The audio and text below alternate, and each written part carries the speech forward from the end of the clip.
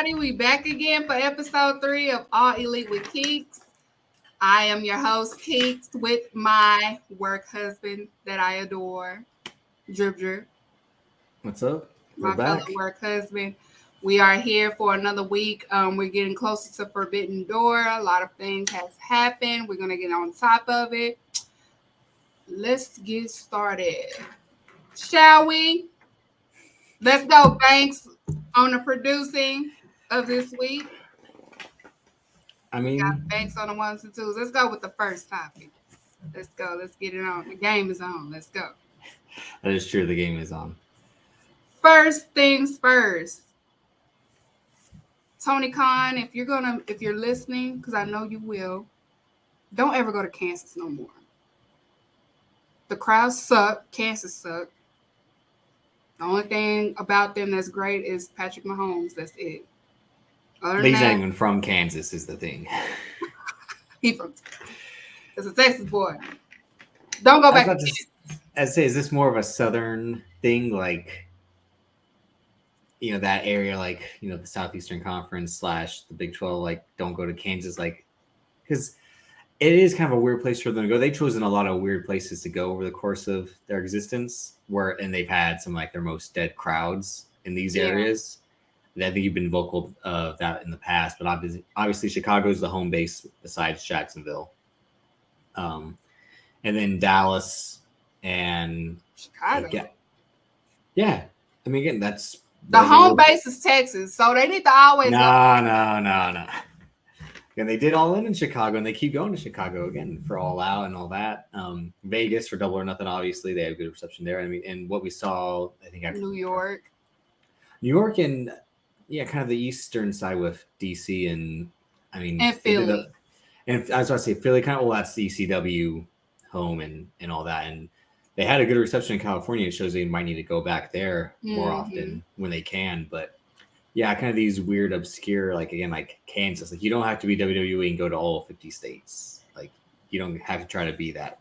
Play your strong suit. Kansas, y'all suck.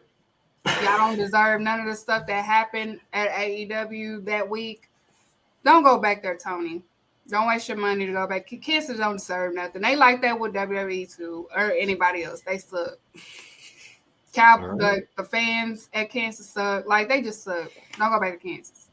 If you're from Kansas listening, I'm sorry. Your town is cool. But, I mean, overall, this kind of was, I'd say, a good Dynamite. We opened up with the Battle Royal, which you and I chatted during the course as the one thing I like about their Battle Royal is they combine the Royal Rumble aspect about it. So it's who's going to come down next. And each guy came down. And we're like, oh, I hope it's this guy that wins it. Our man, Soup. Takeshita came down, and we're both local. The man, the Cinnabon. This man is, I think, single-handedly keeping Cinnabon afloat in the last few weeks. Cinnabon. Like, I never seen nobody that loves Cinnabon that much. I think he goes like every day. Yeah, but I mean, he was a favorite. Like, some other people had some good runs in there. I think Andrade obviously was the Joker. We might get into a little bit of him and his current situation at the end of the episode. But there's some good drama. The big shock was Swerve eliminating Keith Lee and possibly them going into a feud with each other, which is, again, Tony Khan will do some bullshit like this. I'm not a fan of it. I think they could have been a good tag team together in the future a little bit, but we'll see. Ricky Starks had a good showing. Who else kind of had a good showing that I was a little bit shocked by? You had Wheeler Yuta. He made it to the final two. That was he returned from Japan, best of the Super Juniors. They said like he just got off the plane, and Wheeler Yuta I'm shocked he made it to the final two of Kyle O'Reilly, who I told you, I think when like 7-8 people were still in the match, that my guy's still in it. I was shocked that I thought Darby was going to be in a little bit longer. I was shocked that he got eliminated when he did. But, I mean, I get it. Though the shocker was Swerve and Keith Lee. I don't know, but I can see what they're doing because break them off into being the stars that need to be, especially Swerve. They probably have this one. Especially as don't want TT him in champ. that tag division. So I get that. I'm trying to figure out what else happened. I'm trying to remember what else happened. Andrade being the Joker. I really love the encounter between Ray Phoenix and Ricky Starks. Yes, that's what I was trying to. So fun to watch. Well, I think you and I, being both fans of the Lucha Brothers, would love to see them as single stars as well, because their chemistry, if anyone, will be again like they're just dream matchups for anyone. Pentagon, and as we'll get to the bracket of the All Atlantic Championship, like those are going to be bangers on that side of the bracket, regardless who he's facing, because he's that guy. And Phoenix, we'd seen with Kyle O'Reilly a few weeks ago in the singles match, and his interaction with Starks is like, let's set those two guys up together and have them go at it. Like, come on. But Andrade getting eliminated as he was the final third participant, I was like, because he kind of could have needed this. And I think you were upset about it. I was, but then when you had said, wait, Kyle O'Reilly is still in there, I was like, I see what they're doing. Okay, that makes sense. Okay.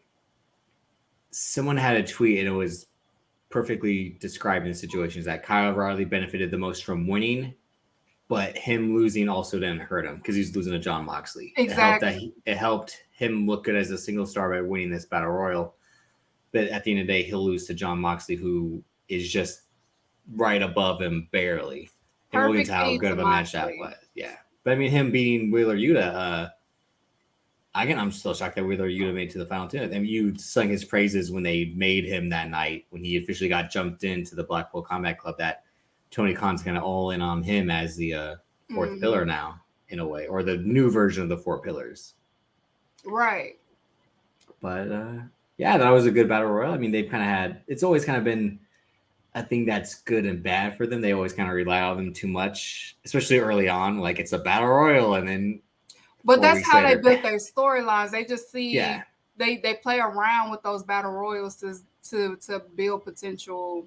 Like Swerve and Keith Lee, and future, hopefully Ricky Starks and Ray Phoenix in the future. Yeah, but whether there was tag teams or again the Dynamite Diamond Ring, that whole battle royal, it's always kind of been, and it was part of the first pay-per-view. It's how they set up Hangman Page to be the future #1 contender. Right.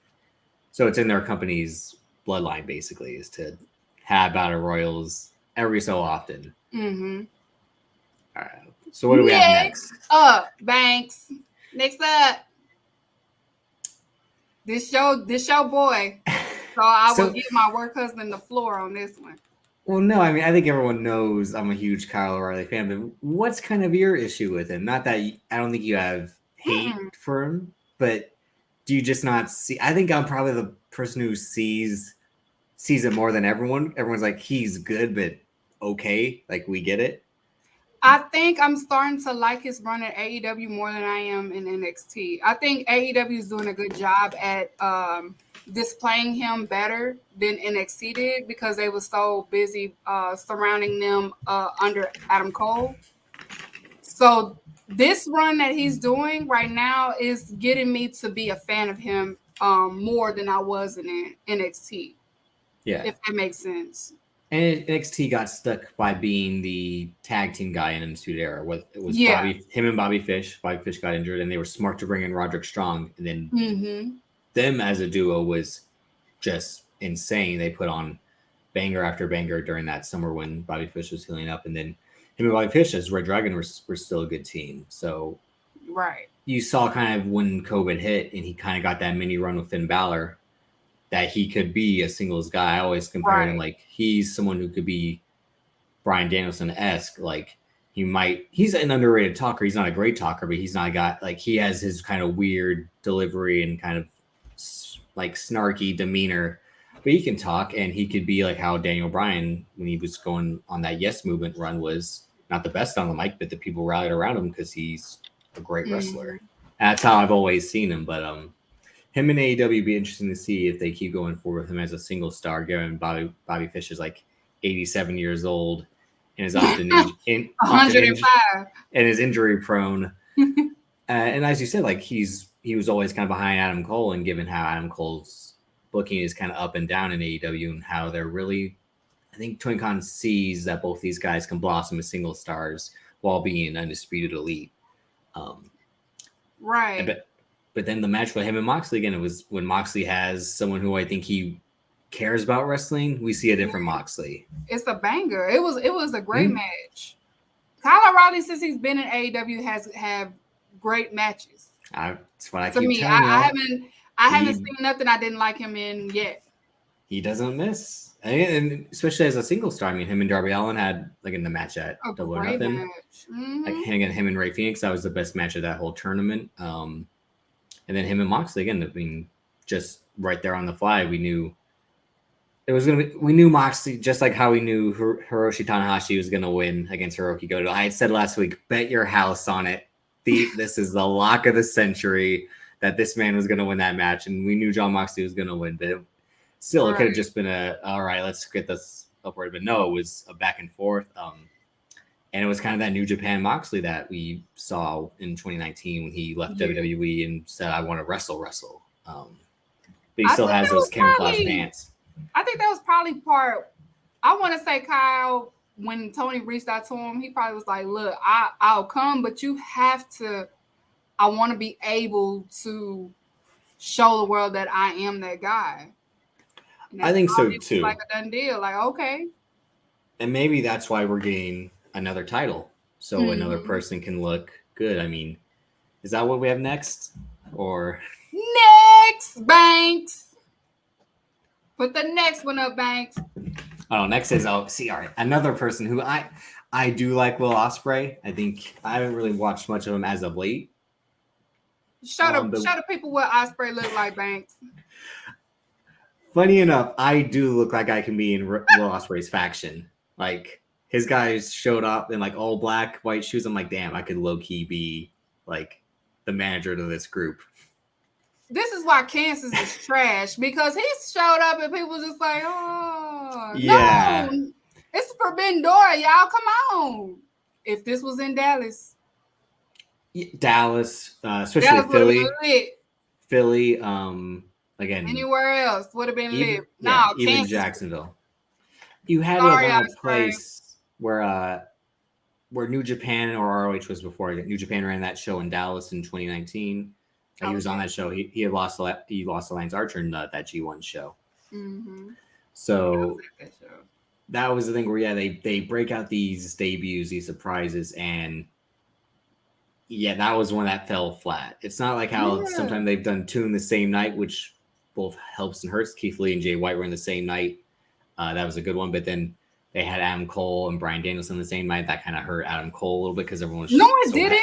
You think so? No, it didn't. No, I loved it, but then when you actually kind of look at it in hindsight now, it's like people cared more about Bryan Danielson because he kind of went straight to the title, whereas Adam Cole. No, it was equal because to me, I loved it. Again, you and I, we got on IG Live and talked about it. But in hindsight, I was like, why? Like you could have done Bryan Danielson on Dynamite. You didn't have to do like Adam Cole gets one up by Bryan Danielson. But they had to reply back to the John Cena show up, so they had to do something. We're gonna do two of them. They also had CM Punk weeks prior. That was the retaliation of John Cena. Y'all want to do Brock Lesnar and Becky Lynch? All right.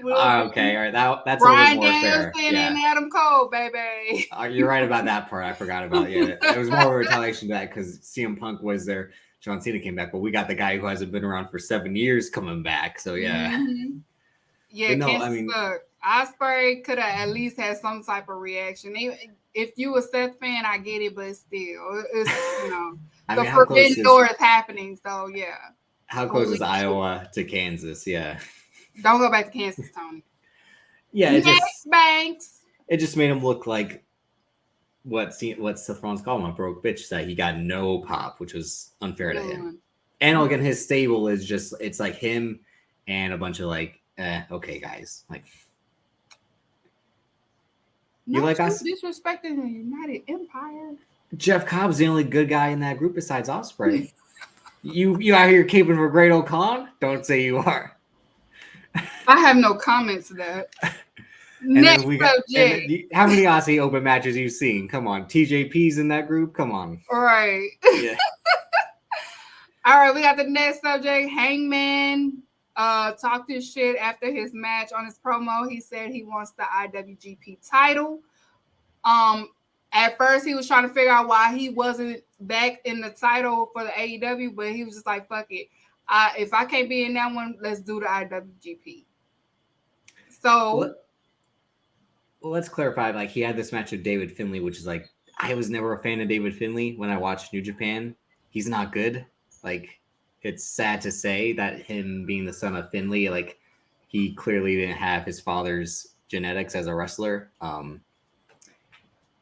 And Hangman Page just kind of like, you could tell he might have been frustrated that whole match because he was just like, let's kind of get this shit over with. He was doing all this good shit, and like he cut this promo after, and like you said, he wanted the shot at the title.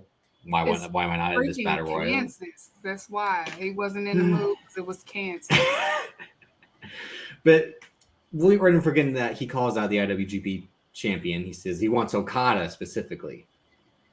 And then Adam Cole says, stop my time. Like, wait a minute. What makes you think you should be the number one contender? Like, you just lost the title. But then Hangman Page had beaten Adam Cole twice. It was a whole thing where, like, I'm just glad they didn't set up Hangman Page, Adam Cole too, because Adam Cole would have to win this match. Right. But then, because the mistake they made at Hell in a Cell was Cody Rhodes still winning the match with a torn pec when he was going to go. No, I'm saying in a booking sense, like, he still won when he's going to go away the next night. That doesn't make any sense. That makes Seth Rollins look so much dumber and weaker than before. And if Adam Cole were to lose Hangman Page again, if they would just have some match at Forbidden Door, that would just, again, speak to what everyone's saying, is that Adam Cole's being wasted.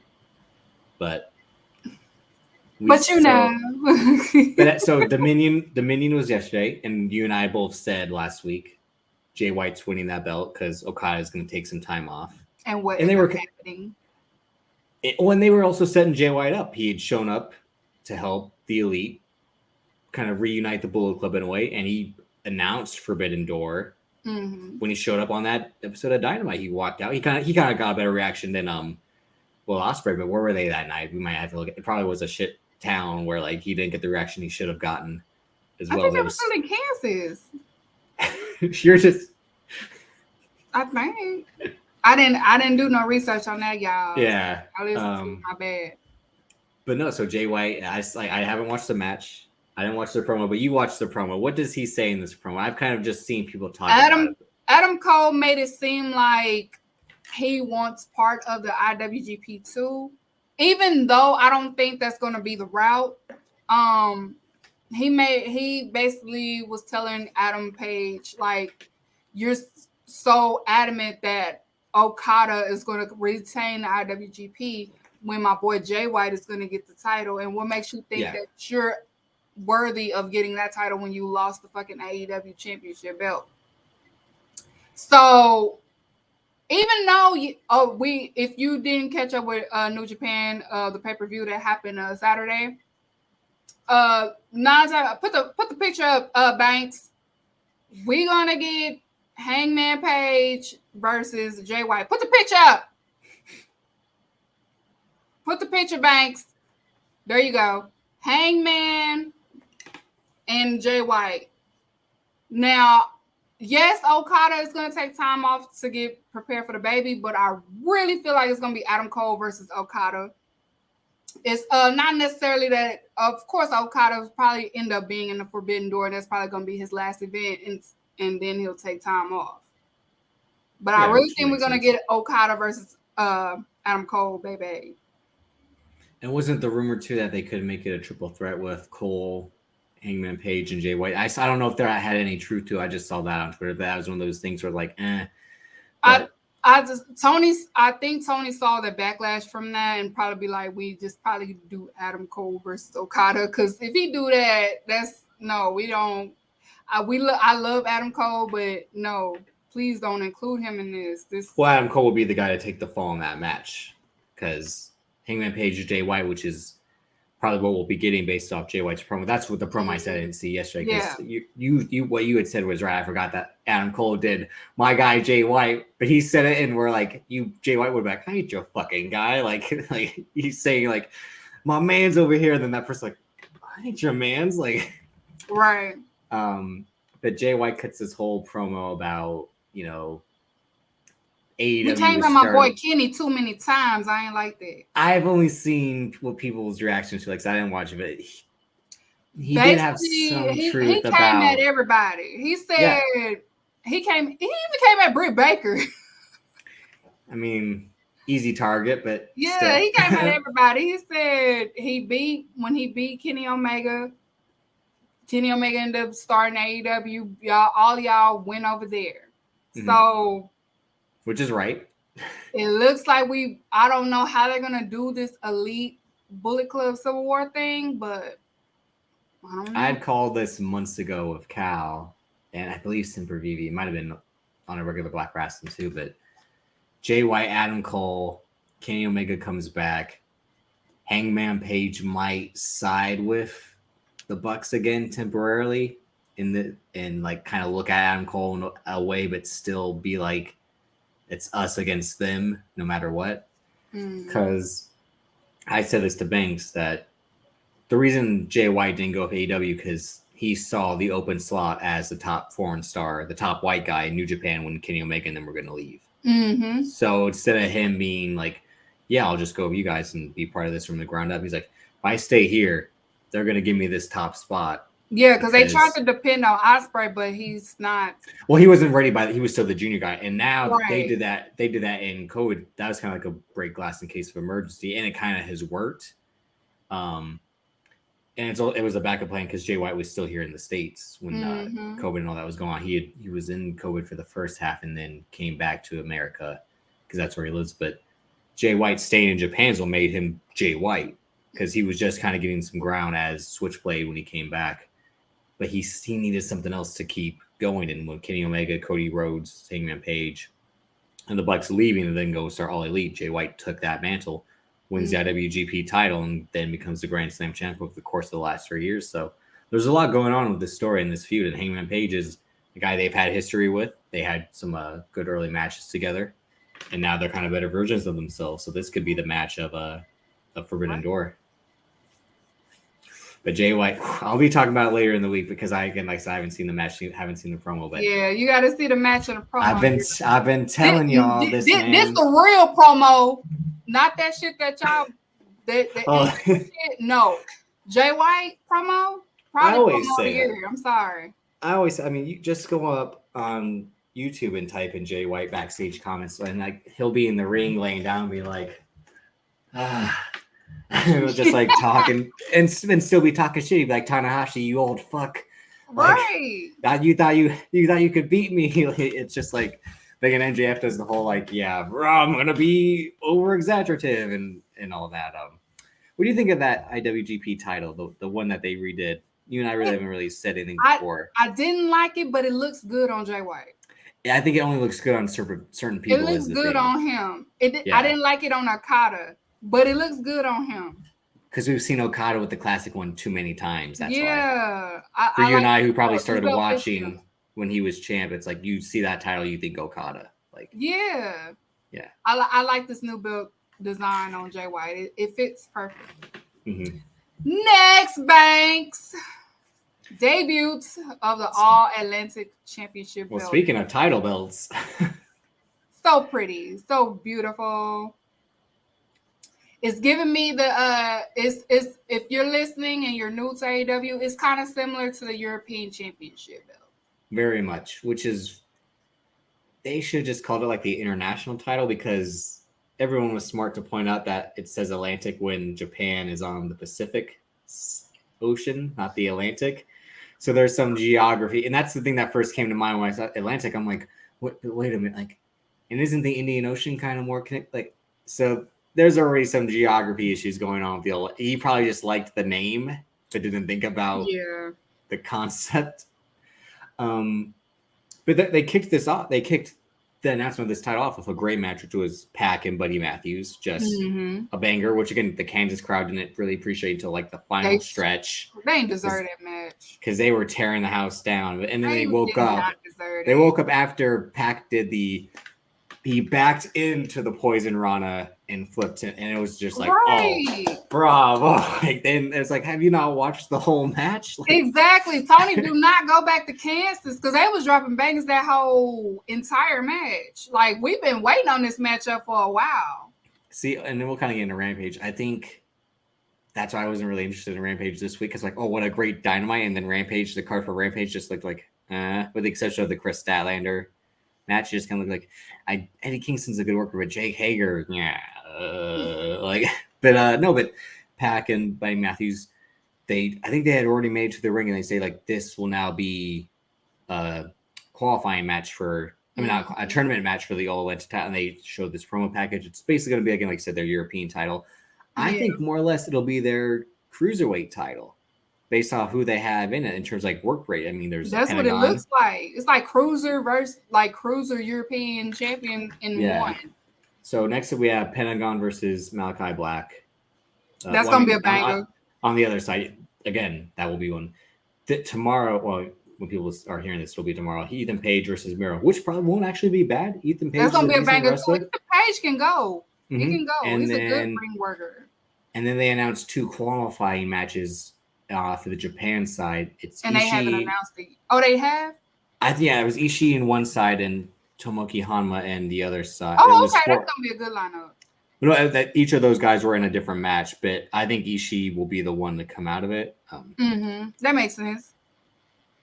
But yeah, I think this because he's been at AEW before.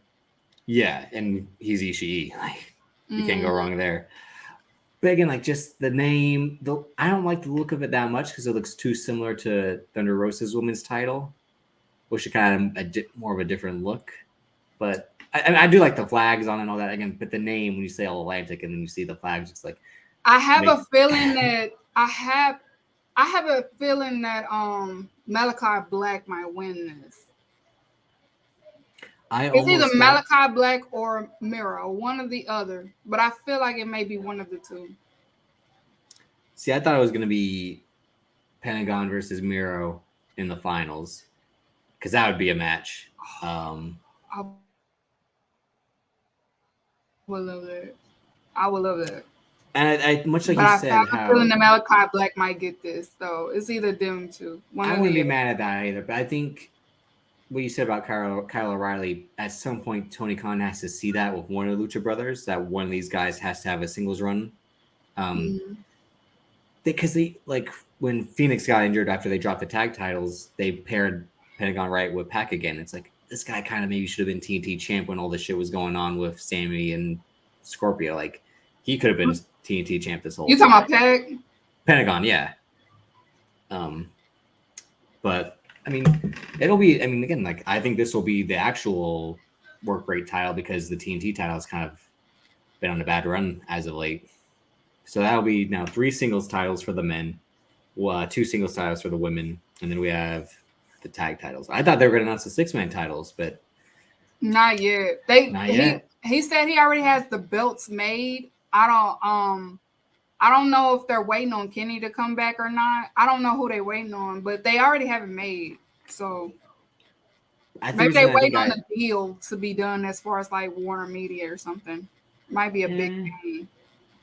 Or maybe there's so much. Again, there's also so much going on right now to announce that. The way they started that video package, it was like Chris Jericho, and I'm like, are they talking about factions in AEW? Like, are they going to do the 6? Because again, that's what it looks like. Yeah, but. And we said it last week. You can do it now with the whole JS and Blackpool Combat Club. That's on like another singles title. Like, we'll see. Yeah, and then all y'all people that's complaining about AEW bringing another title, that's what y'all asked for. Y'all know, like the roster is stacking. Y'all asked for they need another mid-card title. They present one now. They got too many belts. Y'all, again, they got a stacked card. They need another. They need like 2 more titles. They got another one, and then we waiting on the trio. I think the thing is, like, when you think of too many titles and how one show's just part of the first show, being Rampage is like the extra hour that would be Dynamite if Dynamite was 3 hours. Mm-hmm. At some point, they don't maybe need to have a divided roster, but these are the people who work Rampage, and these are the titles that are on Rampage. I think they have to do something like that. Like TNT title obviously needs to be on TNT.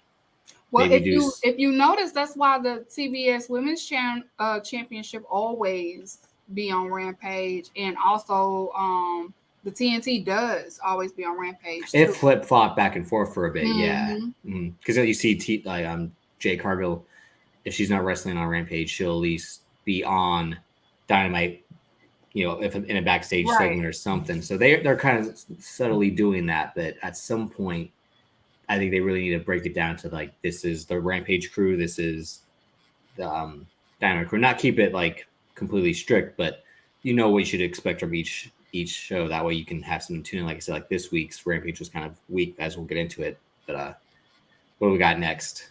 Next up, Banks.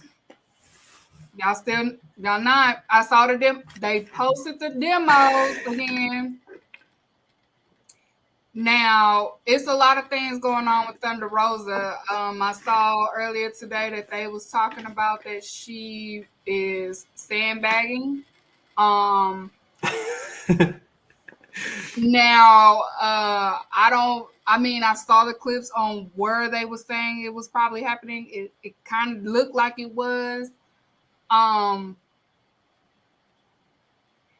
don't know, but all I know is y'all weren't there for Thunder Rosa, so I don't need to hear no more.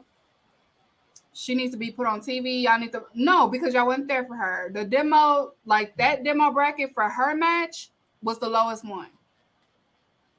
Y'all weren't there for her, so I don't need no more of that talk because y'all not there for her. Y'all not. So cut the noise, cut that shit, because y'all not there for her. It's proven. If I have to repost it from what's the nigga name that be posting demos all the time? Then I'm Brian Alvarez? Yeah. Posted it. He always posts a little demo, the charts. And Thunder Rosa's chart was, y'all know what it was because y'all wasn't watching. So y'all went there for Thunder Rosa. I don't want to hear no more complaints about how they not displaying the AEW. Y'all wasn't watching. Y'all went there for her. Who did she face a couple weeks ago? That was a pretty good match. Nyla Rose? No. When Toni Storm showed up at the end. That was last week. Oh, that was that one? I'm getting confused. That's what I'm saying. I'm like, because that's her first match since the pay-per-view. Yeah, because that's what we talked about. Yeah. She picked up the title. Now, that's going to be a good match. She ain't going to stand back for that. Oh, no. I think. Oh, no. We had said this, I think, offline before we started that. It was Marina Shafir who, she looks like she should be good, but then when you actually watch her, it's like, oh, she hasn't figured it out yet, and who knows if she ever will. I don't think that she was sandbagging. I think it was probably some miscommunication going on. But Marina's husband is accusing. That's what's going on. No, Roddy Strong is calling out Thunder Rosa. Oh, that's the bird. It's the word. That's what's going on. No, okay. Let's also did that. Let's also just point out the fact that the 4 horsewomen of MMA, only one of them is a great wrestler, and that's Shayna Baszler. Like. Ronda Rousey, she didn't trick us. She benefited from the women she wrestled, being Sasha Banks, Charlotte Flair, and maybe Bayley. And in this run back, and then there's Jessamine Duke, who was literally the worst person I've ever seen wrestle. I got to see her live, and Candice LeRae. That woman was trying to carry her, and it was not working. And then Marina Shafir didn't start really going in the ring until Raw Underground, where she just threw some bitches around. And I was like, oh, and then WWE didn't give her the time on NXT, and then she's been wrestling on the indies a lot more. And she had the match with Jade, which, again, wasn't really a good match either. And that's not to say, well, Jade can't carry anyone yet, because it's obvious. But Marina Shafir didn't look impressive. But that match was staged perfectly because Jade did the bicycle kick out of nowhere when Shafir was going at. So Jade still shined in that match. So I think it's more of a Marina Shafir. Funny enough, they call her the problem. She might be the problem for these. Yeah. I can't say because I can't sit up here and say it was Thunder Rosa because, like you said, we saw the match with her and Jade Cargill, and even though Jade Cargill is not as confident, but you can tell that Jade was. I'm trying to, Jade and Anna. You need to get it together. You making it look bad. I'm trying the best that I can. I'm still new at this. So is Maria Shafir. That's the thing. It's like. It's the blind leading the blind. It's like, like, are you going to help me? I thought you're supposed to help me. Exactly. Like, girl, help me. So Thunder Rosa probably was like, girl, like, what? Let me hurry up and get this match over. Thunder Rosa probably the whole thing were like, this match isn't going to be the best, so I'm not trying to get hurt.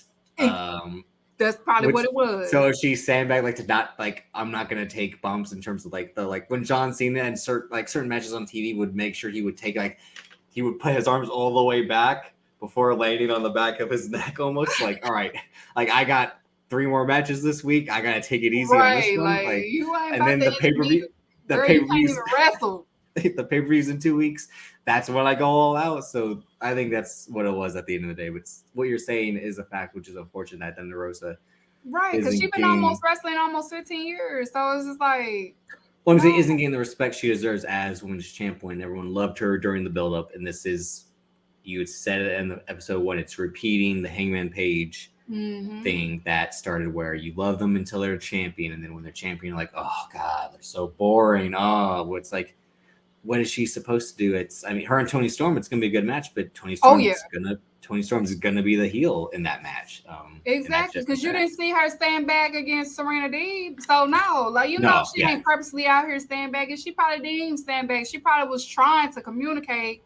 And Marina probably didn't know what she was doing, so she did what she had to. It looked like Thunder Rosa improvised most of that match anyway.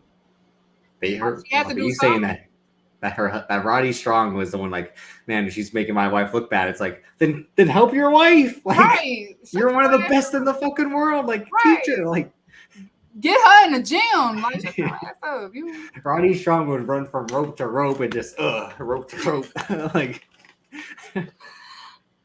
All right, next, Banks. Hit the next topic. Christian is plotting. The real bit. He booked another match with Jungle Boy. Now we don't know if it's now.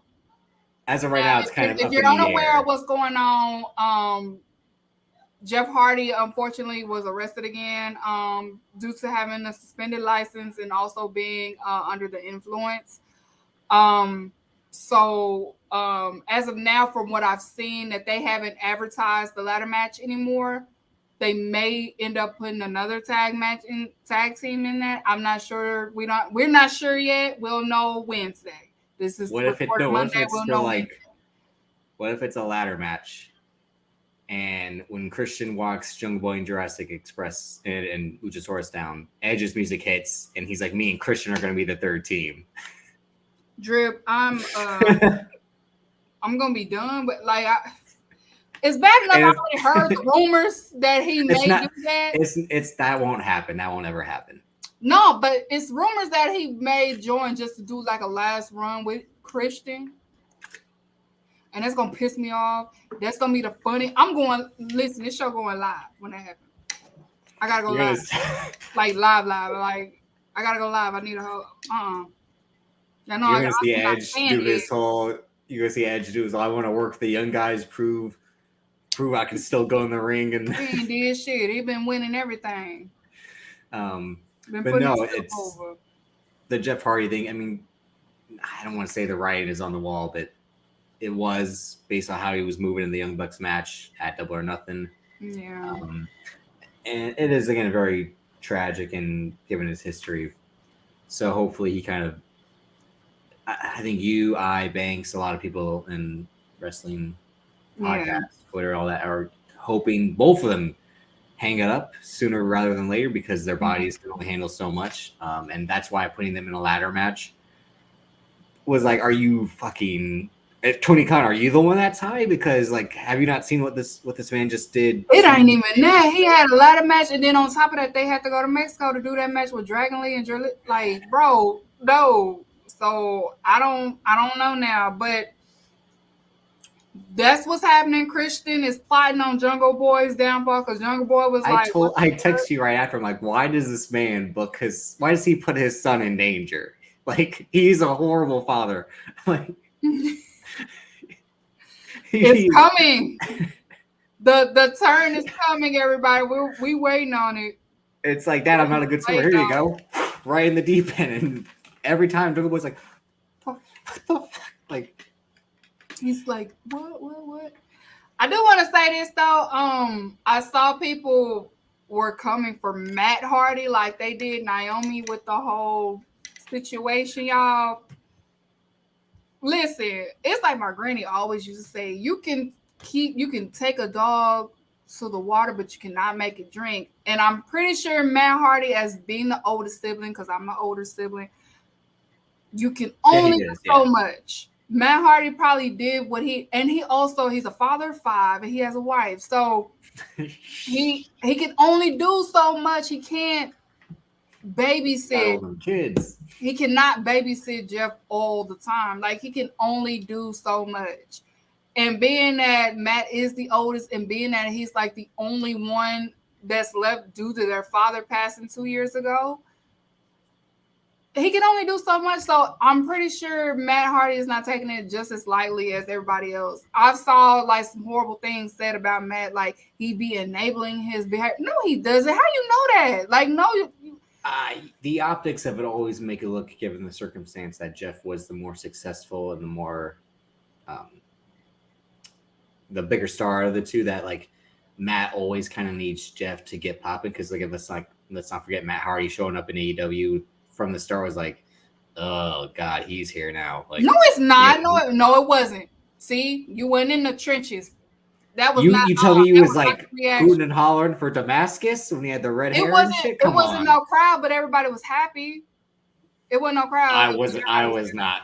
Yeah, you can't say that. That's not true. Everybody was happy to see Matt because he put on a banger with my favorite, the Stadium Stampede. I liked it. And when they put him in that match instead, I was like, oh God. That match was good because Hangman Page legit rode a horse onto the football field like that. He put on a banger. It's just, I don't know, people are projecting they're envious of their own sibling onto Matt because Matt has always been supportive of Jeff. Even, being a bigger star, Matt never showed any type of jealousy or animosity towards that. Like, he always supported him. He just wanted him to be focused. And people have been making up narratives about Matt Hardy being the jealous brother. Like, no, he's not. Just because you're jealous of your sibling don't mean that Matt Hardy is jealous of her sibling. Matt Hardy probably thought, hey, Jeff being here with me, it's going to do good for him. Maybe he will do this. But unfortunately, it didn't. So Jeff Hardy is 42. You know what I'm saying? He's a 42-year-old man. This is his mistake. It's not on Matt Hardy. Matt Hardy, you didn't try what you could, so don't put that burden on yourself. You have nothing to be ashamed of. It's not your fault. So y'all leave Matt Hardy alone. Y'all might not like Matt Hardy as much as Jeff Hardy, but don't paint that narrative on him because you're jealous of your own sibling. Just because you're jealous of your sister and your brother don't mean that Matt Hardy is. Next. Come on, Banks. Summer of Moxley. It's looking like we kind of alluded to it earlier with Kyle O'Reilly and winning the match and winning the Battle Royal just to lose to Jon Moxley. But we then saw at Dominion that Hiroshi Tanahashi and hang on.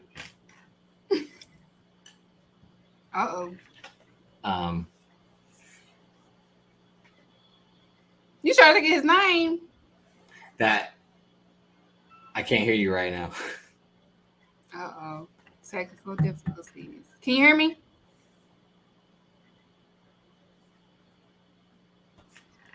No, my son having technical difficulties. Go ahead and talk about the Summer of Moxley right now, Keeks.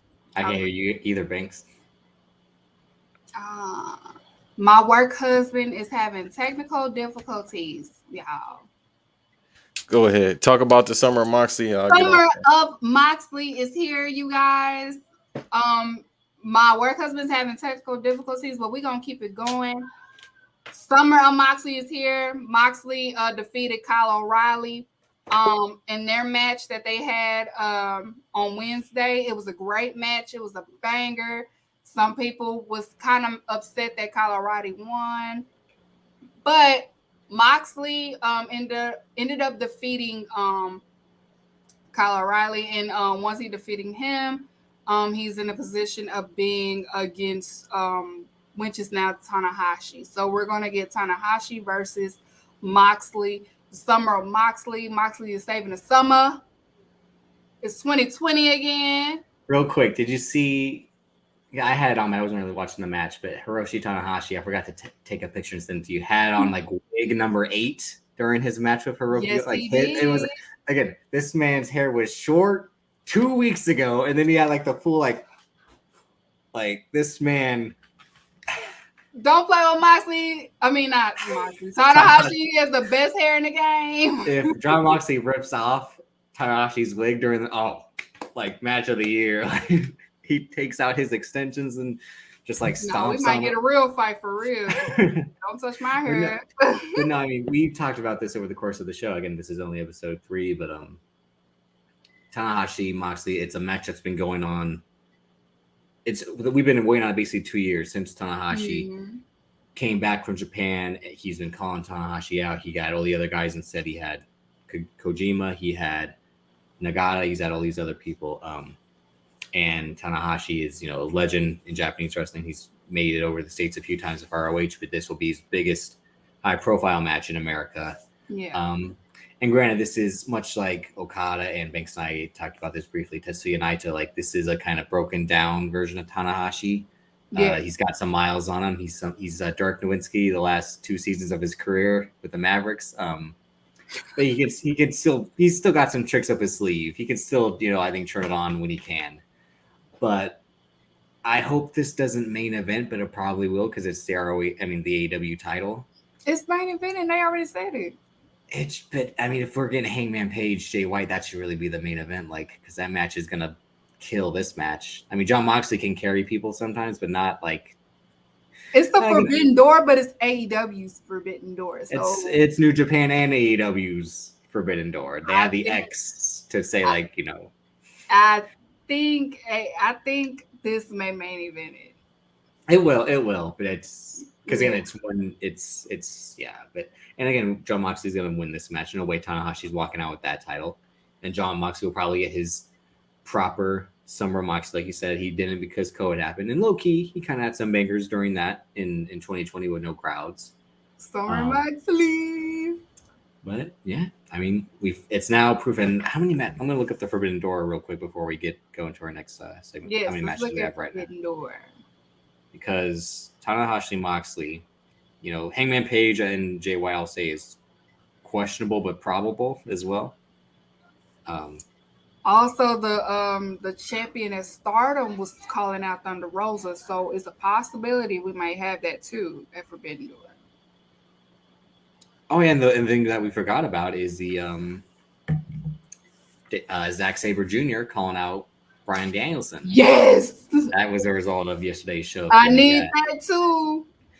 I need that too. Just locking holds and transitioning, and real tight. That man said you over there playing golf with that faction.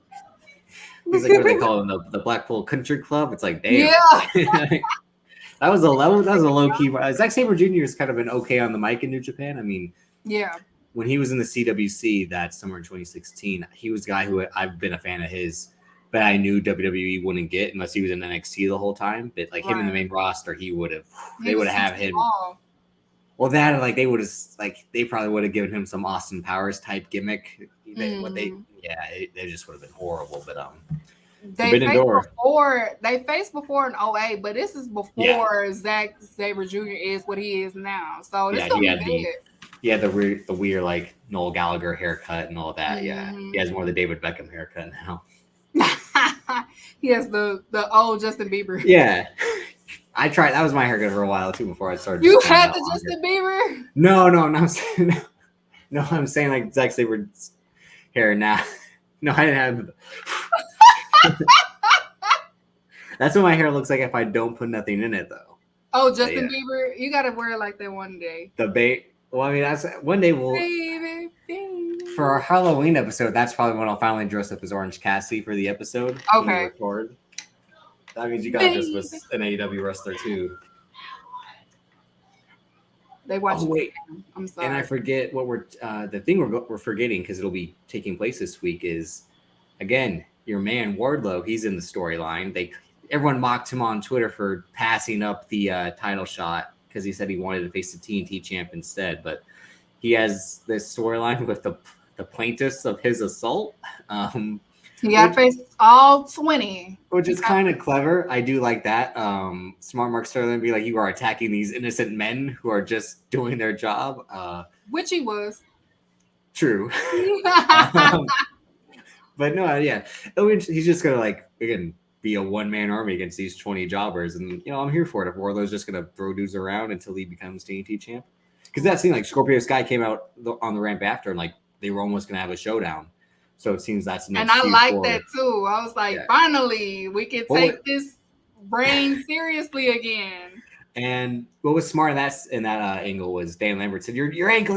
Like that was the only time Dan Lambert was good as like Scorpio Sky's manager. He was like, "No, don't get in a fight with this." Like when Paul Heyman would be like, "Please, no!" Like when his clients are getting beat up, it was very reminiscent of that. But very next. Let's get on this Rampage. That was the better show of the two shows because this Rampage, Rampage. Doom. They got the best intro though. I like their little intro. You prefer it to the Dynamite one? Pull up the next topic, Banks. Come on, Banks. Kris the Stallion ain't playing. First of all.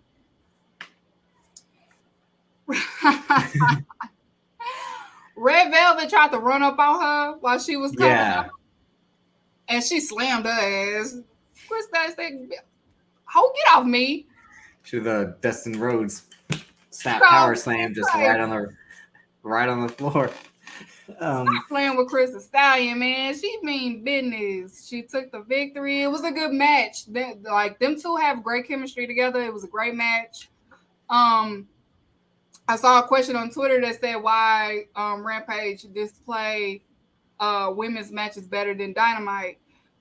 Remember when Kenny Omega said this was the point of Rampage? Yeah, I was just about to say. I think the point of Rampage and this show started off with Jake Hager, Eddie Kingston, which every Jake Hager match is like a skip. No offense to Eddie Kingston. Yeah, that's why we're going straight to the Kris. Yeah, I mean Eddie Kingston's a decent worker. He works better with better wrestlers. But Jake Hager is always just like, oh god, it's him. Like, yeah, that was a skip. Yeah, if you, but we had, Mama, you loud. Sorry, y'all. No, but we had, and then another thing that was skippable before we get back into Red Velvet and Kris the Stallion was Satnam Singh and Jay Lethal in their match against two jobbers. That was just like, no. Yeah. Whenever they get this ROH deal, that's when that stuff will go over there instead of over here. Better. If y'all confused on why that's happening, it's because they're still working on getting ROH streaming deal, TV deal. So just be patient. We got to see Jay Lethal and them all the time. They got deals somewhere. And they did announce, right? They did announce that ROH is going to have a pay-per-view too this summer. So yeah, I forgot about that. Isn't it supposed to be in DC or Philly, something like that? Yeah, in DC, I think in July. They're basically like they're going to go back to their home bases like they did before, which is smart. Right. But again, like that's how the show started, which is, no wonder no one really watches the show until Kris Statlander and Red Velvet had. I was watching it and I'm like, is this the best women's match they've had on a while in TV? It might be. I can't remember the one in that. I mean, I didn't think Mercedes Martinez, Deonna Purrazzo was good. And they tried to make that. I don't like either of those women. I don't think I didn't think Mercedes Martinez was good, and I didn't think she was good in NXT. And Deonna Purrazzo, I'm just like, nah, no thanks. In general, too. She's good. I get what you're saying though, because she can be a little lackluster a little bit, but a little. She's just a little. She grew on me. She grew on me a lot. She's not that bad. I don't think that's probably they match is probably one of the best. But we've seen Tony Storm, Jimmy Hayter was pretty good. Yeah, I forgot about that. It was real good. I like that. But I think this was the best because, like you said, their chemistry. And Serena Deeb. True. Yeah. Well, that was an actual story too. Yeah. Yeah. I mean, not that this is a story because they're building up Kris Statlander and Athena versus the baddies and Anna Jay as well. No offense to Anna Jay, but you said they have great chemistry. It was the strong one versus the underdog, and Kris Statlander. Again, like people unfairly compared Jay to Bianca. Yeah. Because at the end of the day, Jade Cargill should hope to be more like Kris Statlander. Yes. Be smooth with her size and her strength. Like she doesn't need to do 450s. She doesn't need to be doing the flips and the moonsaults like Bianca can do. She just needs to be able to pick people up smoothly and just fucking throw them all over, because that's what Kris Statlander did multiple times in this match. Oh. If you're going to compare somebody to Bianca, it's at least Kris the Stallion versus Bianca. Jay, no offense. I like Jay. Jay just still not comfortable yet. But Kris the Stallion. And then, like you've said, kind of, I think, for months on Twitter before the show, is that Red Velvet's been improving. And she reminds me of someone, because they also have a similar look, is Liv Morgan, who I'm a fan of. They kind of have that skinny, slender frame that can bounce all over. Then they can run super fast, be agile. So if Red Velvet was going to be the Liv Morgan of AEW's division, I wouldn't be mad at that either. Both of those ladies are probably like the most improved this year, Liv Morgan and Red Velvet. Definitely. Within the last 6 months, yeah. And they said, like I said, they set up with Athena helping her at the end and Jay showing up. I'm still wondering if they're going to do Athena Jade before Athena Kris. Jade Kris is what I meant. Yeah, but Athena's not taking that title. I was almost thinking again like triple threat, because they never really do triple threats with the exception of the Kenny Omega, Pac, and Orange Cassidy. Because Athena ain't even ranked, so no. Let's not get into their rankings, because the ranking they moved Jon Moxley up to 1. They're not gonna do. Tony ain't dumb. They had Tony Nese ranked 5 a few weeks ago. Let's not act like the rankings are. Come on. He ain't dumb. He listens to his fans. Kris the Stallion's gonna be the next CBS Women's Champion. It's not gonna be no damn Athena. No offense. We'll get into that a little bit later in the show. Yeah. Next one, United Empire. But there was also the Hookhausen segment backstage that with them on the golf carts. That was pretty entertaining. First time we'd seen them in a while. Yes. Put the United Empire back up there. Yeah. United Empire made their AEW debut. Broke boy, as Seth Rollins called him. Okay. All right. My bad, y'all. I'm chilling. That's what he called him, though. He did. He called him that. It just stood out. But it was a great debut to AEW. If you're not familiar with them, Will Ospreay has really great matches. He now has the most 5-star ratings. Unfortunately, there's a lot of Seth suckers. So Seth, all right, we'll have to talk about that on a non-AEW related episode. Yeah. But Seth Rollins is great. He has always been great. The character has been up and down, but matches have always been great, with the exception of the Fiend feud. That was his worst work. But he was working with, if you want to look at Will Ospreay, man, it's a lot of Will Ospreay matches. Him and Ricochet. Yes. Him and he had a match with Okada. He had a match, he had several matches. So back-to-back Wrestle Kingdoms with Okada. Yeah, just do your Googles. These phones up today. Do your Googles, do your research, and look at Will Ospreay. But it was a great AEW debut of United Empire to see what they're about. They just didn't deserve where they was at. They should have did that somewhere else. But it's don't go to Kansas no more. Yeah, that's kind of the story of the day for this episode. Mm-hmm. But United Empire, they face. It's weird that they did FTR and Trent, like just a weird combination. But I guess it was warranted because the best friends in FTR had that ROH title match. The United Empire interview was at the time just Jeff Cobb and Great O'Khan, who are now the IWGP Tag Champs after winning the belts back at Dominion. So it's curious to see if they're maybe going to do a full like United Empire versus Best Friends. I mean, Roppongi Vice more than Best Friends and FTR in like a 8-man tag. Yeah, just be of a waste of Will Ospreay. I mean, he should just have an open challenge and challenge fucking Ray Phoenix. They had a good match in PWG years ago. They can't. Ray Phoenix can't. Oh yeah, that's the thing that came out. Let's talk about that briefly because that was breaking news in a way. What had happened was, y'all know I'm the Lucha Queen, but what it is, even though AAA is the most popular, CMLL is the biggest promotion in as far as Latino community. So they're like WWE. I told you this AAA a few weeks ago. AAA is like New Japan and CMLL is like WWE. What it is Lucha Brothers Andrade are still in the CMLL contract and a AAA contract. Andrade today was letting the fans know I can't be in Forbidden Door because of CMLL and AAA.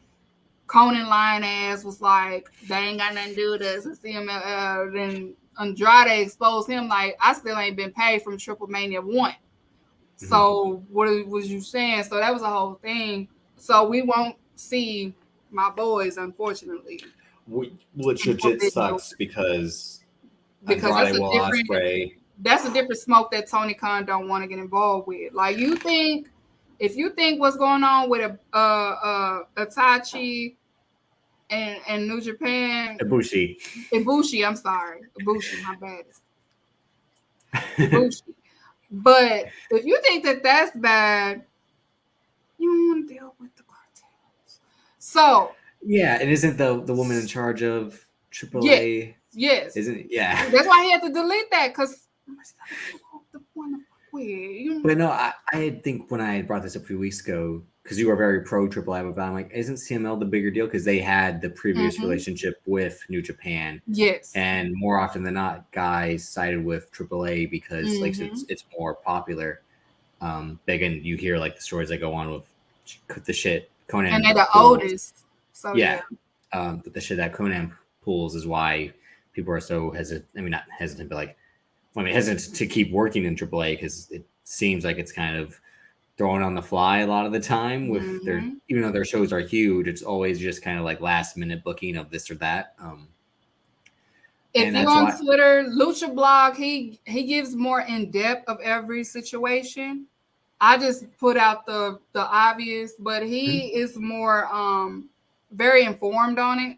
So, and he's been reporting to TL on everything that's going on between CMLL and AAA with this whole ordeal.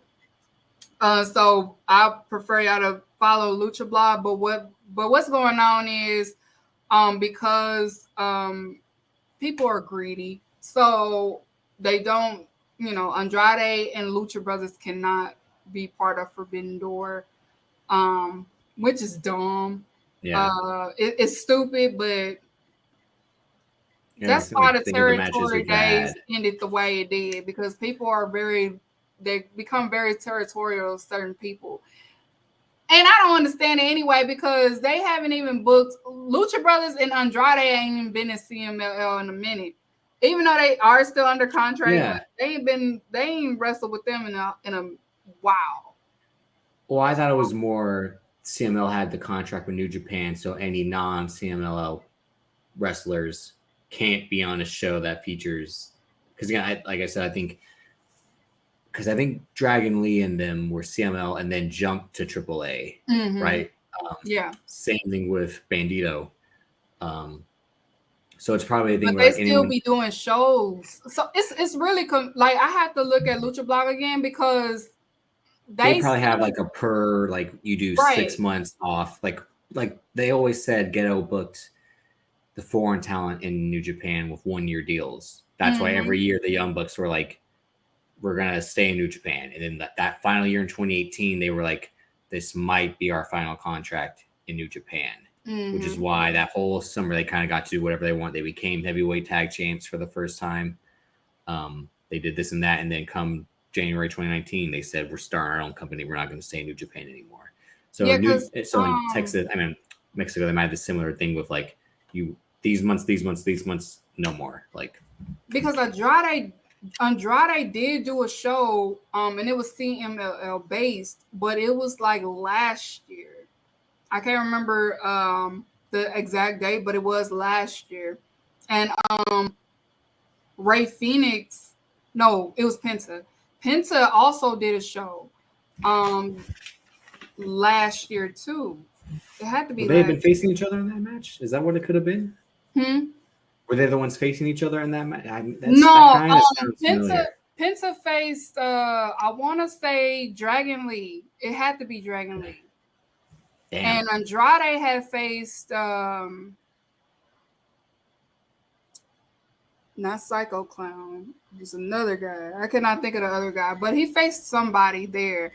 And that's when because Ric Flair was supposed to quote unquote be his manager at the time. Until all of that after he had done the match with Andrade in Mexico in AAA when they had the match with Kenny. After that, they were just going to run it back elsewhere. Yeah. Again, that's the weird thing about the Mexico scene is what you're saying, like they can kind of bounce back and forth between the two in a way within like just weeks or months. And that's why I'm saying like they probably have deals with AAA at the time for right now. And then CMLL is probably it seems like CMLL are the ones blocking Andrade and Lucha Bros from being at Forbidden Door because AEW has been working with AAA a lot longer than New Japan, to be honest. Like, and again, Kenny Omega was the mega champ, and then they were just like, "Yeah, let's keep this going." Yeah, that's what's going on. So we probably won't see the guys. I wish. And then they announced at the G1 that Lance Archer will be competing in the G1, and he had the AEW graphic. So it's like, they're kind of loaning him out, which is smart. I mean, if you're not using someone, send them elsewhere where they can get a reaction and all that. And they also had a few other people.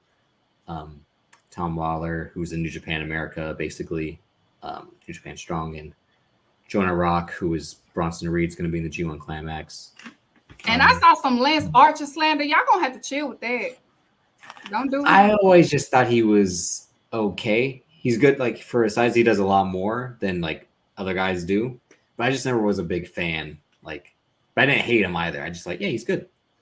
You know what I mean? Where there's people like, oh, okay. Yeah.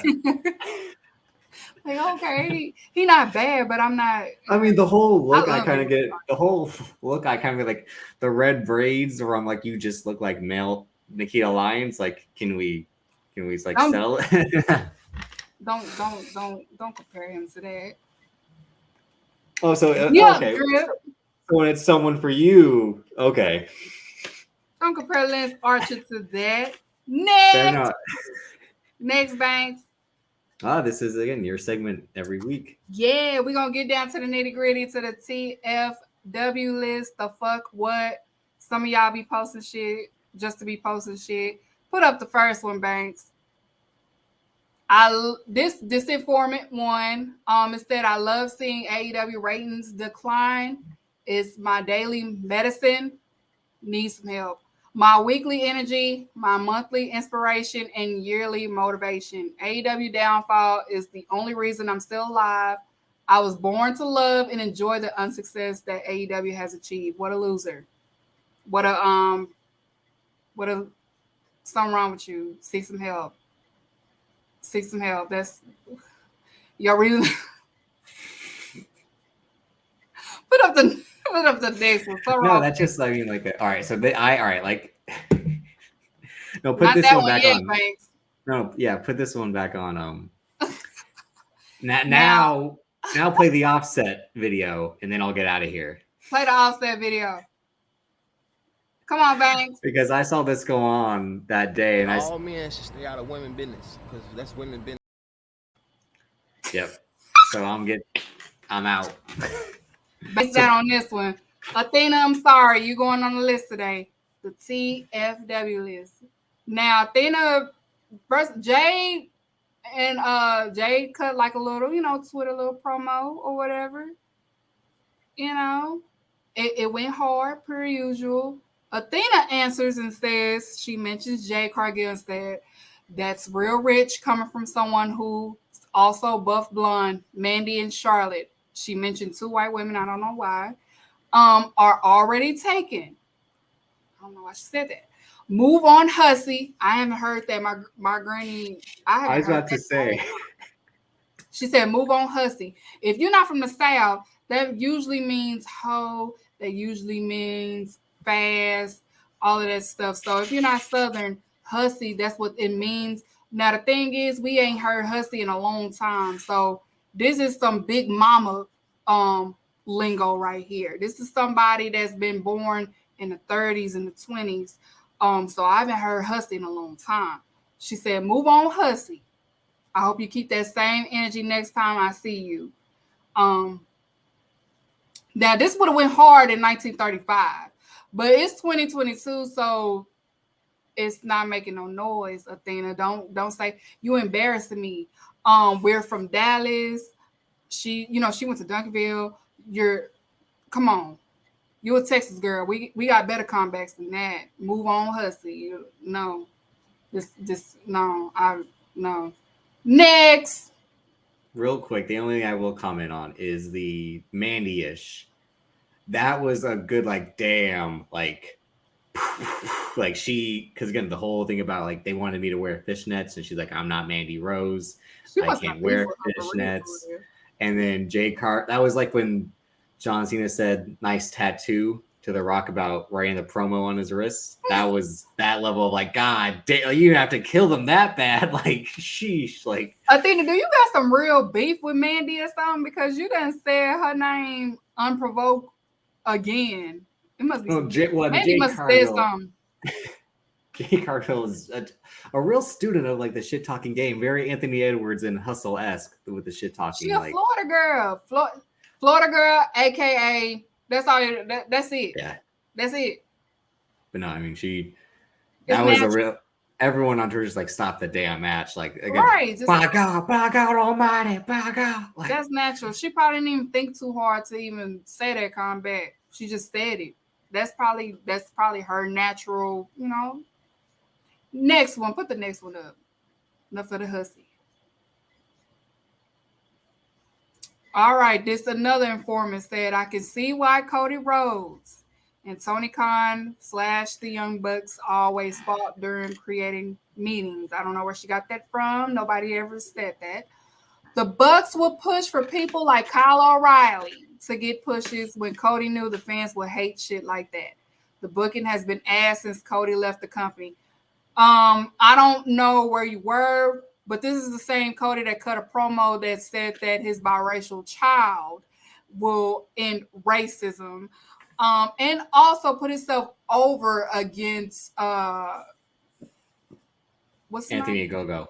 Ogogo. And then lost to QT Marshall 2 weeks later. This is the same man that put himself as the gatekeeper. Any new person that came to AEW had to face Cody Rhodes only to lose to Cody Rhodes. So that is some bullshit. But he would I'm putting you over first, so they can't say I buried you. That was the type of shit he was doing. That's what he was doing. So y'all quick to forget why Cody was getting booed in the first place. Y'all forgetting now. Y'all forgetting the recipes. I think the first part of the 4 of them not getting along during creative kind of makes sense for the first year of TV when they were what's going on? Why isn't Kenny Omega champ? Why aren't the Young Bucks champ? Why isn't Cody Rhodes champ? And then once 2020 happened and COVID got in the way of everything, and you kind of saw all right, we're gonna have to break glass on Kenny Omega. We're gonna have to break glass on the Young Bucks. Like these guys are finally gonna have to be champ. And the whole time Cody Rhodes was running off being like, "Hey, I'm on an adventure," and then next week it'd be like, "I'm on another adventure," and it's just like, okay, he just had to be like Han Solo every single week of like, look what I'm doing, and he would go out of his way. Famously, it was one where it's like, I guess the Elite are fighting the Inner Circle, and who do I have by my side? No one. It's like, I think you kind of want it that way, like exactly. And which then is why, don't forget he booked himself to be TNT champion, the first one, and the second one, and the third one when he knew he wasn't going to re-sign, which is why he had to. I don't want to keep talking about that, man, because he's got 9 months to recover. But that doesn't make sense because the AEW fan base is like people that like Kyle O'Reilly. It's the people that do like John Moxley. It's the people that like the technical wrestling and all that. So that person is either someone that's better, that stupid, and it's again like that's why Adam Cole left. Well, if Adam Cole was in WWE, he'd be fucking Butch. He'd be LA Knight or whatever his name is now, Max some Dupree. It's like he'd be someone who's not even wrestling. Like that's what would happen. Put that last one up, Banks. Put that last one up. I had another one. Oh, okay, I forgot. They really ought to do a video packages on the New Japan guys. They'll be introducing them week by week. They could do 1 5 to 10 minute pre-tape intro video package, breaking down who is who. The crowd seemed kind of tepid. See, that's what he say? Yeah, on the New Japan guys showing up. It'll be an easy way to sort that. Sir, for one, Forbidden Door is for hardcore fans. Hardcore fans already know who these people is. If you're trying to get into who these people are, my God, you have Google. Well, that is Rob Naylor. He worked in NXT in like the early version of the reboot with when Triple H restarted it. He worked behind the scenes on that. He's a smart like wrestling Twitter person. I get what he's saying. I low-key think they should actually kind of be doing that, not every week, but at least right after these people debut, kind of explain it. No, this is for hardcore fans. It's not for listen. This is not for people I want to get. No, this is for hardcore fans. Tony Khan already said this. This is for hardcore fans. If you're not a hardcore fan, if you don't know them, that's your fault. But that's not helping the new people you're trying to get to watch. He's not trying. He don't. Tony Khan's not trying to get people to watch. They already sold out. So they sold out, right?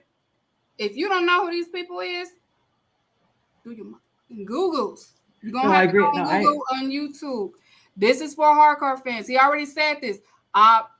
If that's your fault, that is your fault. This is for hardcore. This is the one thing hardcore fans do not have to explain to nobody who somebody is. They don't have to do. This is for hardcore fans. If you don't know who these people are, I'm sorry.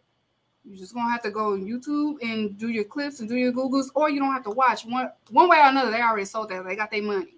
So that's your fault, sir. And it's lackluster. It's lackluster because they in fucking Kansas. I still think you need at least a video package because then you have JR being like, I think Hiroshi Tanahashi reminds me of a young Sting. It's like no one has ever fucking said Hiroshi Tanahashi is like a young Sting because Hiroshi Tanahashi is a fucking great wrestler. Like the announcers can't sell who these guys are. Show the video package. We've gotten so used to JR at this point. It's like, okay, whatever. He's going to say whatever. But no, then they have like Excalibur who knows all these people because he can't do the job. Like the video packages can do the job better than this man having to explain it when you're just trying to like watch what's going on and maybe half listen. Y'all should have watched Dominion. Okay, next up. Not Jurassic World Dominion. This is put the last one up, Banks. I gotta. Just want to let everybody know if any of these words in here trigger you, I want to apologize ahead of time on behalf of Public Enemies. These are not the opinions expressed by anybody from Public Enemies or affiliated. Go ahead, Keeks. Well, trigger warning. Trigger warning, you guys. Trigger warning. I'm gonna say it one more time. Trigger. I'm probably ain't even gonna say a word. I had a cousin who caught HIV from a gang bleep while he was in prison. Never was the same after that. But please tell me how WWE is a prison because you had to sit in catering. Now, this ain't got nothing to do with AEW, but this is probably the worst tweet I've ever seen in my life. Not only is you putting your cousin business on the street, you telling your cousin business to everybody, but you're saying it to defend a company that don't know you. That's the worst tweet I ever seen, and it had to make my list. Somebody sent it to me. I had to put it on there. I had to. If you're listening, never do nothing like that. And I'm not going to say the word that was said because it's trigger warning, because I respect people and, you know, trauma is real, but that was the worst tweet I ever seen. For a company that nobody don't know, nobody don't even know him. Arthur Reed, why would you tweet that? This is when people go to extremes to try to sound smart or like, ooh, like it's stupid, or like just to get or just like get a reaction. Like his whole thing is just like saying how like is it that bad sitting and catering? Like to some people, they want to go out and wrestle. Like I think this is probably because the whole Toni Storm thing where she said like what she had said was right, and that's why I respect what Sasha and Naomi are doing. Where Toni Storm said like I walked out because anytime they can just cut me, so like why not do it to them? Like if I'm not happy here, I don't want to stay here. Where they're going to force me to stay. Again, look at past situations with Neville. They froze his contract. They froze the late Luke Harper / Brody Lee. He wanted to get out sooner, but they brought him back and forced him to make up for time injured. And all of these people again will just blindly side of WWE and AEW in a way where like the situation with Big Swole, and granted that had some aftermath where like what Tony Khan said was also like fucking ridiculous. Where like you didn't need to say that in the open for but yeah, just defending these companies or these wrestlers, especially if you don't know them at the end of the day, but to use language like that to try to make a statement or a point, like it defeated the purpose. And then you point out the cousin part, it's almost more like this person, it's like a Dave Chappelle joke that like doesn't even really work, if you know what I mean. It sounds like his idea of like I have jokes in a fishbowl and I just pull them out and create something around it. That's what this tweet seemed like. So it was like thankfully there's not just the block button but the mute button on Twitter for shit like this. Yeah, but I'm gonna talk about y'all because whatever's said to me, I'm gonna talk about you. But that's the worst tweet. I enjoy AEW. I'm an AEW fan. I'm not gonna defend no billionaire that don't know me. Y'all shouldn't either. Y'all can just enjoy the product. If you don't like it, okay, support the wrestlers. If you don't support the wrestler, okay, don't watch. Why hate watch? Why? That's a waste of time. You could be doing something else. Just like, yes, this is all Elite Keeks. I watch WWE because I support certain wrestlers. I don't support the brand, but I'm going to support certain wrestlers. I'm a Madcap Moss stan. Did you have to go with that first, though? Like, you could have gone Finn Balor, then Madcap Moss. And I'm a Madcap Moss stan. And Finn Balor. Like, it's a lot of them I still support, so I'm going to still watch because I still support them. Just like I like AEW. I like what they're doing. Of course, all of them have something to work on. I just enjoy AEW a little bit more than I do. Why do the women who I respect and admire, the ones that I podcast with, just go out and me a few weeks ago? She's like, I like some AEW wrestlers. I'm like, who? She's like, I like Moxley. I like Anthony Ogogo. And I'm just like, Anthony Ogogo. Oh my God. And then you like, I like WWE wrestlers, Madcap Moss. It's like, could you at least name three other people? Something I would Paul Heyman said about Madcap. I see something in him too. I see the same thing in him too. It's just surface level. That's all. He's got a good body. That's it. He's not a bad. He's the one. He can't wrestle. He can't wrestle. Yes, he can. It's the same thing with Anthony Ogogo. They got a good look. They can't wrestle. That's some hating stuff, Drew. Oh, I'm not mad. Like, that's why Madcap Moss is on the main roster still because of that. Triple H was having this guy get jobbed out to dudes like Johnny Gargano who are half his size. If Johnny Gargano was on the main roster now, Madcap Moss would be squashing him. Don't forget, Madcap Moss beat Ricochet for the 24/7 title in a straight up match. No. But that's it for tonight, y'all. We ended it on Madcap. I'm so mad right now. Look what you did. That's it for tonight. It's a possibility. Because I will be in New York this weekend. I don't get back until Monday, so we probably will not record this week. That next week, and I might not be available in general next week because the BRP 50 drops Sunday. Yes, I BRP. might be elsewhere next week, so it will still be Keeks. There might be someone else in the co-host spot potentially. Yes. We'll see. Yes, I might, but I probably won't record that week anyway because I'm gonna be getting back from New York. So, but the week after Forbidden Door weekend, I am. That's the real week.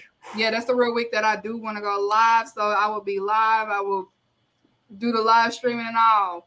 Here on Public Enemies' YouTube. So if you're not subscribed, subscribe. I'll probably have a guest. I need a op to make it fun. Oh, I already have one in mind.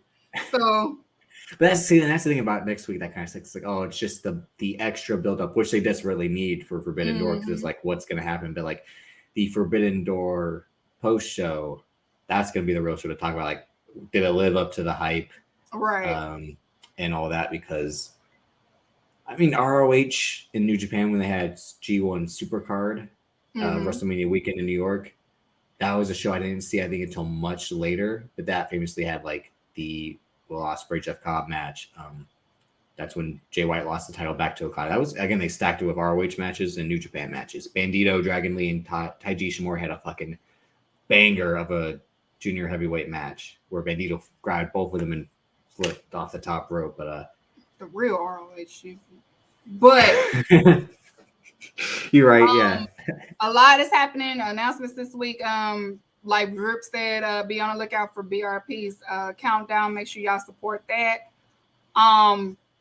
Make sure y'all keep supporting All Elite with Keeks. I appreciate all the reviews. I appreciate all the support.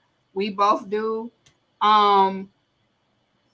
Also, I will be in New York for Black Wrestle Fest. I'm speaking on the panel, Black Women in Wrestling.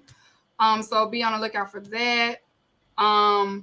Also, Triple Mania Part 2 is this weekend. It's a possibility. I may still do the spaces if I'm not too turned in New York. So I may still do the spaces. If not, charge my mind, not my heart, y'all. I'm probably gonna be too lit to do it. But make sure y'all. I'm not making this New York trip. Right, but please make sure y'all support Triple Mania 2. I'll probably still watch it. I probably just won't be able to talk because y'all. But make sure y'all support that. Make sure you support Public Enemies. They did do an interview this week. Actually, it was today. Y'all probably didn't see it because all the chaos that happened, but they did do an interview. Make sure y'all tune into Public Enemies. Kenny King. Yes, Kenny King. They did an interview with Kenny King. Make sure y'all tune into that. I will as well. Like I said, BRP did a countdown. Make sure you tune into that. That's going to be interesting this year. And any more announcements, Drip? No, not that I can think of. Again, just keep watching All Elite with Keeks. Again, Dynamite this week. It's Road Rager. We got hair versus hair. Santana and Ortiz versus Jericho. Wardlow 20-on-1.